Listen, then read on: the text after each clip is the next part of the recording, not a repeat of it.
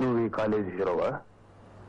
చూడు, మంచి కుర్రాళ్ళ బుద్ధిగా చదువుకు. ఏదో ఇద్దరు కుర్రాళ్ళని పట్టాను కదా అని పెద్ద హీరోలో ఫీల్ అయిపోయి కాలేజీ పాలిటిక్స్ తో తలదొచ్చుకు. చాలా కట్ అయిపోద్ది.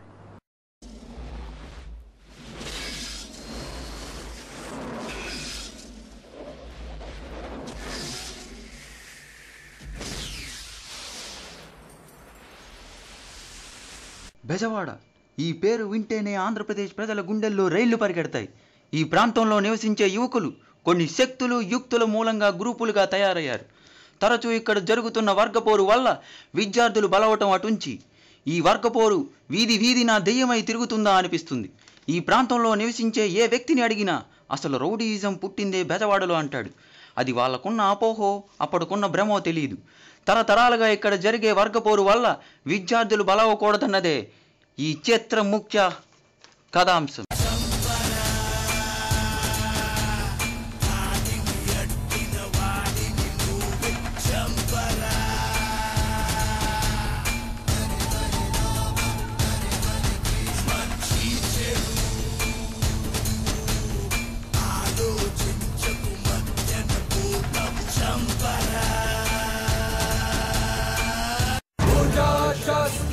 मस्तके अग्नि यस्य स एव अस्ति ब्रह्म परमम त्वमेव इति देवाज्ञा इदानीं जयतु सर्वनम् नागेन्द्रहराय त्रिलोचनाय अस्मान சாவ நேருக்கு நேரா பாக்குற அந்த நிமிஷம் என் கண்ணுல ஒரு சொட்டு பயம் இருக்க கூடாது. என் உதட்டுல சிரிப்பு இருக்கு.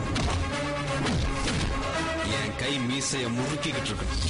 பாண்டியன், ரத்னவேல் பாண்டியன்.